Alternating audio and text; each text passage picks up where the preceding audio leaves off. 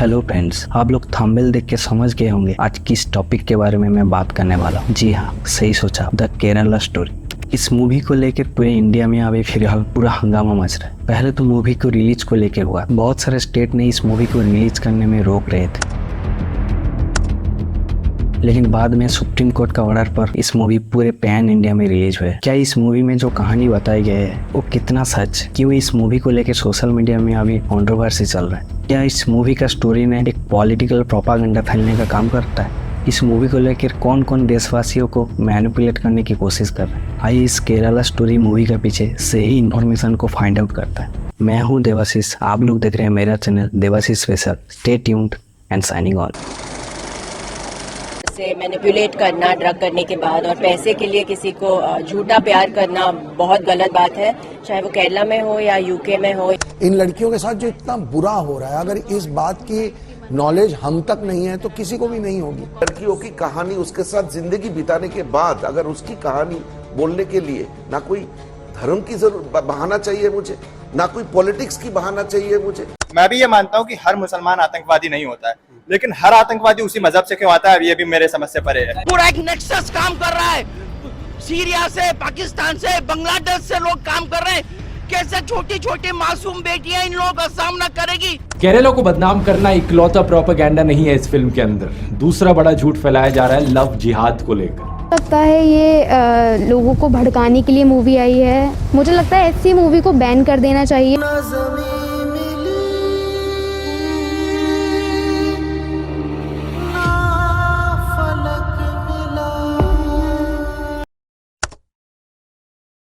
Video शुरू करने से पहले और एक बात, आप लोग अगर अभी भी इस मूवी को नहीं देखे तो मैं रिक्वेस्ट करता हूँ कि इस मूवी को देखिएगा जरूर, क्योंकि as a human, as a Indian, you should must watch this movie. चाहे आप कोई भी रिलीजियन का हो, you should know the real fact, real history of our country. चलिए वीडियो को शुरू करते हैं। पहले केरला स्टोरी मूवी का कहानी को थोड़ा जान लेते हैं। इस मूवी में दो क्रिश्चियन और एक हिंदू लड़की का लाइफ स्टोरी बताया गया है। वो लोग जब अपना नर्सिंग ट्रेनिंग पढ़ाई करने के लिए कॉलेज पर गई थी तो उधर उन लोगों के साथ एक लेडीज मुस्लिम दोस्त का मुलाकात हुई थी।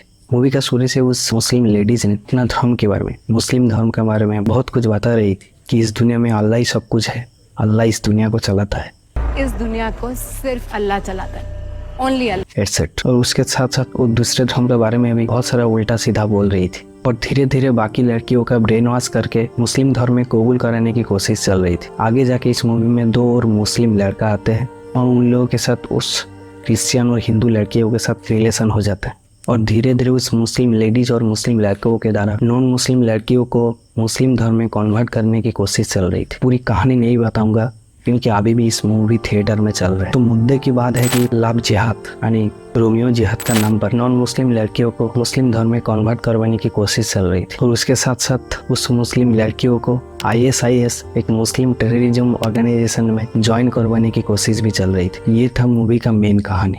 इस मूवी का कहानी का पीछे सही इंफॉर्मेशन को जड़ से रिसर्च करने की कोशिश करते। ये सिलसिला शुरू हो गया था 1992 में, जहाँ पे अभी फिलहाल राम मंदिर स्थापित हुआ है। तो 1992 में जब बाबरी मस्जिद तोड़ा गया था, उसका 2 साल बाद केरला में सुन्नी मुस्लिम ऑर्गेनाइजेशन के द्वारा इंडियप नाम का एक ट्रस्ट का फाउंडेशन किए गए थे। इंडिया बनी, उसका फुल फॉर्म था नेशनल डेवलपमेंट फ्रंट। उसका 12 साल बाद 2006 में इंडियप का नाम परिवर्तन करके PFI रखा गया था। PFI यानी पॉपुलर फ्रंट ऑफ इंडिया। ये इंडिया बनी। PFI का मेन काम था केरला में जो माइनॉरिटीज मुस्लिम लोग था उन लोगों का सोशल और इकोनॉमिक इश्यूज को फोकस कर। धीरे धीरे PFI ने बहुत पॉपुलर होते गए और वो धीरे धीरे केरला में बहुत सारे डिस्ट्रिक्ट में अपना नेटवर्क भी फैल रहे थे और उसके साथ साथ इंडिया का बहुत सारे राज्यों में भी उसका नेटवर्क फैल रहे थे। PFI द्वारा बहुत सारे मुस्लिम ट्रस्ट का भी फाउंडेशन किए गए थे। 2006 में PFI द्वारा चलाने वाला ऐसा 2 मुस्लिम ट्रस्ट का ऊपर सीधा आरोप लगता है कि उधर नॉन मुस्लिम लड़कियों को मुस्लिम धर्म में कबूल करवाने की कोशिश चल रहे थे। और आगे जाके मई 2006 में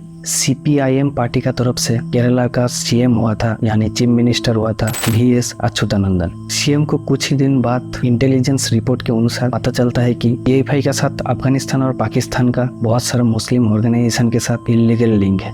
और उसके साथ साथ बहुत सारा इलीगल फाइनेंशियल ट्रांजैक्शन भी चल रहा था। और उस टाइम में लव जिहाद यानी रोमियो जिहाद का बहुत सारा केसेस भी चल रहा है। इस लव जिहाद का नाम पर ट्रेंड कन्वर्टर जिसको बोल सकते हैं, जो लोग नॉन मुस्लिम से मुस्लिम में कन्वर्ट करते हैं। और ये नॉन मुस्लिम टू मुस्लिम में कन्वर्ट ये इतना प्रोफेशनली और साइलेंटली चल रहे थे, ना पुलिस के पास कुछ रिपोर्ट था, ना कुछ FIR का कॉपी था। और ये बात VS अच्युतानंद ने 24 जुलाई 2010 में दिल्ली का एक प्रेस कॉन्फ्रेंस में बोला था, अगले 20 साल में केरला एक मुस्लिम स्टेट बन जाएगा। ഒരു 20 കൊല്ലം കഴിയുമ്പോൾ ഇന്ത്യ കേരളം ഒരു മുസ്ലിം രാജ്യമാകും, ഭൂരിപക്ഷമാകും. അതിൽ ചെറുപ്പക്കാരായിട്ടുള്ള ആളുകളെല്ലാം തന്നെ സ്വാധീനിച്ചിട്ട് പണം കൊടുത്തിട്ട് അവരെ മുസ്ലിമാക്കുക, മുസ്ലിം യുവതികളെ കല്യാണം കഴിക്കുക, അങ്ങനെ മുസ്ലിം ജനിക്കുക. ആ തരത്തിൽ ഇങ്ങനെ മറ്റ് സമുദായങ്ങളിൽ നിന്നെല്ലാം വ്യത്യസ്തമായിട്ട് മുസ്ലിം സമുദായത്തിന് ഭൂരിപക്ഷം ഉണ്ടാക്കുക എന്നുള്ള ഉദ്ദേശത്തോടു കൂടിയിട്ട് यानी 2030 तक यानी 2030 तक केरला एक पूरा मुस्लिम स्टेट बन जाएगा। और ये सब बातें जो मैं अभी बोल रहा हूँ ये मैं हवा में नहीं बोल रहा हूँ, प्रॉपर रिसर्च के बाद प्रॉपर डेटा कलेक्ट करने के बाद ये सब बातें बोल रहा हूँ। मैं इस वीडियो का डिस्क्रिप्शन में जितनी भी सारे डेटा में कलेक्ट किया है वो सबका सोर्स लिंक मैं दे दूंगा, आप लोग चाहे तो चेकआउट कर सकते हैं। अभी वीडियो पर वापस आते हैं। आप लोग गूगल में सर्च कर सकते हैं लव जिहाद केसेस इन केरला, तो आप लोगों को ढेर सारे लिंक मिल जाएगा जिसमें आपको ऐसा देखने को मिलेगा कि लव जिहाद यानी रोमियो जिहाद का नाम पर नॉन मुस्लिम लड़कियों को मुस्लिम धर्म में कन्वर्ट करने का बहुत सारा सबूत मिल जाएगा। नेक्स्ट पॉइंट जो है, बहुत सारे बोल रहे हैं कि इस मूवी एक पॉलिटिकल प्रोपागेंडा फैलाने का काम करता है, लेकिन मैं ये पर्सनली नहीं मानता हूँ, क्योंकि केरला में अभी भी बीजेपी गवर्नमेंट नहीं है, बीजेपी सरकार नहीं है, ना कभी भी था। सबसे मजे की बात है कि ये पॉइंट नोट करने वाला है, 2010 में CPIM पार्टी का तरफ से जो CM था ये बात बोला था कि केरला अगले 20 साल में मुस्लिम स्टेट बन जाएगा। और उसके साथ साथ ऐसा बहुत सारा रिपोर्ट देखने को मिलता है जिसको आप लोग इग्नोर नहीं कर सकते। 2011 में केरला का CM हुआ था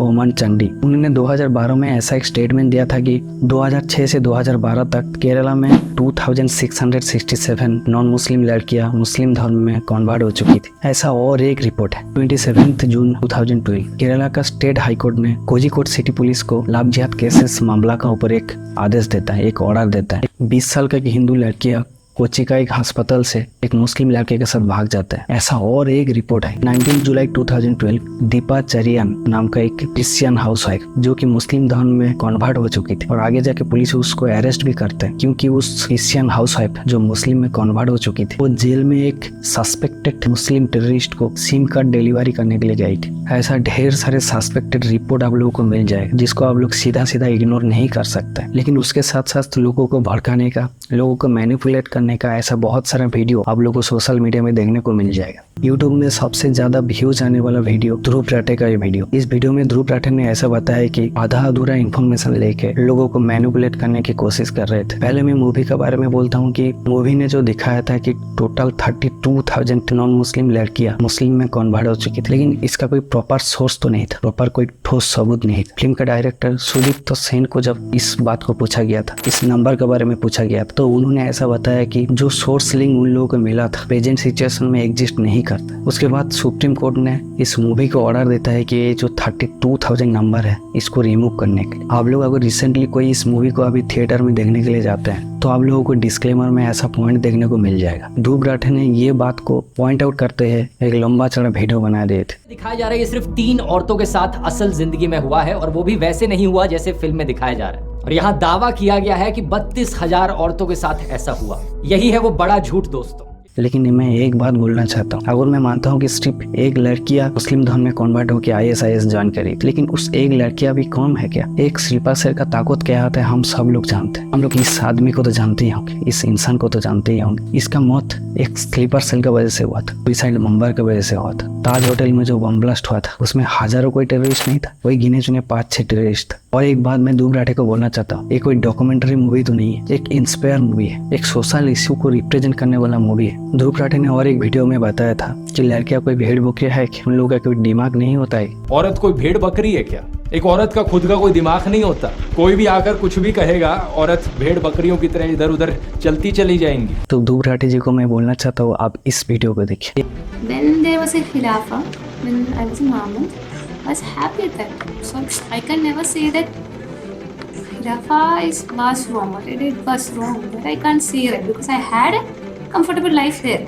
इस वीडियो को देखने के बाद कोई भी देख सकता है कि औरतें अभी भी कितनी ब्रेन वॉश्ड और रेडिकलाइज्ड हैं। एक ही वीडियो में बोल रहा है कि लड़कियों को ब्रेन वॉश किया जा सकता है, लड़कियों को ब्रेन वॉश किया जा सकता है। ये बात आप भी मानते हैं? क्योंकि आपका एक ही वीडियो में दो तरीके का बात बोल रहा है और इससे भी आपका मन नहीं भरता है, तुम और एक वीडियो दिखाना चाहते हो। के साथ जो हो रहा है इसी तरह ही है कि बेचारी सेंसिटिव होती है लड़कियां, इमोशनली जरा थोड़ी वीक होती है, तो उनको जब मोहब्बत हो जाती है तो फिर आगे पीछे के जब सारे दरवाजे बंद हो जाते हैं। इस वीडियो को देखिए, ये पाकिस्तान का एक यूट्यूब चैनल है, पाकिस्तान का लड़कियां होके, पाकिस्तान का औरतों होके जो इंडिया का लेडीज के हमदर्द को समझते हैं, तो अब इंडियन होके क्यों नहीं, कहीं ना कहीं वो एक मैनिपुलेट करने की इंडिकेट करते हैं। यूके में भी ऐसा बहुत सारा रिपोर्ट देखने को मिल जाएगा जहाँ पे नॉन मुस्लिम लड़कियों को, लड़कों को मुस्लिम धर्म में कन्वर्ट करने की प्रेशर दे रहे थे। वीडियो का कंक्लूजन में मैं एक बहुत इंपॉर्टेंट बात बताऊँ। इस मूवी का एक सीन में एक लड़की अपना घर वालों से पूछती है, पापा आप लोग मेरे को हमारा धर्म के बारे में क्यों नहीं बताया। ये इस मूवी का सबसे बड़ा मैसेज है जो हर पेरेंट्स को समझना चाहिए। हम लोग हमारा बच्चे को अच्छा से अच्छा पढ़ाई करने के लिए सोचते रहते हैं, लेकिन हमारे बच्चे को हमारा धर्म के बारे में कभी बताते नहीं। इसलिए हमारे बच्चों के पास धर्म के बारे में कोई डेप्थ नॉलेज नहीं होता और इसका फायदा दूसरे धर्म का लोग उठाते हैं। जब कोई दूसरे धर्म का लोग हमारा धर्म के बारे में उल्टा सीधा बोलते हैं तो हम लोगों के पास हमारा धर्म को लेकर कोई डेप्थ नॉलेज नहीं होता है उस कंट्रोवर्सी को डिफेंड करने के लिए। हम लोग जब मॉडर्न होते हैं धर्म के बारे में सुपरस्टिशंस, अंधविश्वास, ठोंगी बाबा, ऊपर से ये सब चीज को देखकर हम लोग मुंह फेर लेते हैं। उसका वजह से हमारे बच्चे को कभी धर्म के बारे में असली नॉलेज, जो डेप्थ नॉलेज बताते नहीं और हम लोग धर्म के बारे में सीखने की भी कोशिश नहीं करते। हम हिंदू लोग, हम लोग जैसे दिन में 2-3 बार भगवान का सेवा करते हैं, पूजा करते हैं, ट्रेडिशन को फॉलो करते हैं, उसके साथ साथ धर्म के बारे में भी हमारे बच्चों को शिक्षा देना चाहिए। इस केरला स्टोरी मूवी का टैग लाइन जो है सेव योर डॉटर, लेकिन मैं कहता हूँ कि prepare your daughter with educational knowledge and religion knowledge. India दुनिया का सबसे बड़ा डेमोक्रेसी कंट्री है, सेकुलर कंट्री है, लेकिन सेकुलरिज्म का कहीं ना कहीं प्रेजेंट सिचुएशन में कोई रिस्पेक्ट नहीं है। इंडिया को हिंदी में क्या बोलता है जानते हैं? भारत माता। एक फीमेल जेंडर को रिप्रेजेंट करती। कहीं ना कहीं हमारे इंडिया में अभी भी औरतें, लड़कियां, बेटियां उतना ही रेस्पेक्टेड हैं जितना हम लोग भगवान को मानते हैं। आज जब देखता हूँ कि इंडिया का औरतों के साथ, इंडिया का लड़कियों के साथ ये सब चीज हुआ है, उन लोगों का ऊपर टॉर्चर हुआ है, तो एक कहानी हमारा दिल को छू जाता है। इसलिए हर हिंदू लोगों को आज रेस्पॉन्सिबल होना पड़ेगा। अमोक लीला प्रभु ने अपना यूट्यूब चैनल में एक बहुत ही अच्छा बात बताया कि हिंदू लोग ढक्कन की तरह ही। इसलिए इनको केरला स्टोरी, आंध्रा स्टोरी, कोई ना कोई स्टोरी बीच में देते रहनी चाहिए। ये ले एक और स्टोरी, कुछ समय जगह रहेगा ये। वीडियो खत्म करने से पहले और एक बार, इस वीडियो के माध्यम से मैं कोई रिलीजन के लोगों को नीचे दिखाने की कोशिश नहीं कर, जो रियल फैक्ट, रियल हिस्ट्री, वो इन्फॉर्मेशन के साथ आप लोगों के सामने बताने की कोशिश किया। क्योंकि मैं हमेशा मानता हूँ कि कोई भी रिलीजन का, कोई भी धर्म का असली शिक्षा जो है वो कोई टेररिज्म को सपोर्ट नहीं करता। इस वीडियो को लेकर पर्सनली अगर कोई मेरे को काउंटर करता है, मैं अभी पूरा प्रिपरेशन के साथ बैठा हूँ, पूरा रिसर्च डेटा के साथ बैठा हूँ डिबेट को हेल्दी बनाने के लिए। दोस्तों आप लोगों को ये रिक्वेस्ट है कि आप लोग इस वीडियो को जितना हो सके ज्यादा से ज्यादा उन लड़कियों के पास, उन औरतों के पास, उन पेरेंट्स के पास शेयर कीजिए जिनके घर में अभी भी एक बेटी रहती है। This is the time to stand for our mother, sister and daughter. With huge respect, मैं इस वीडियो को खत्म करता हूँ। मिलते हैं दोस्तों अगले कोई नया टॉपिक के साथ, तब तक के लिए जय हिंद। अकेली नहीं हूँ इस खेल में, मेरे जैसे हजारों लड़कियां हैं जो अपने घर से भाग कर इस रेगिस्तान में दफन हो चुकी है।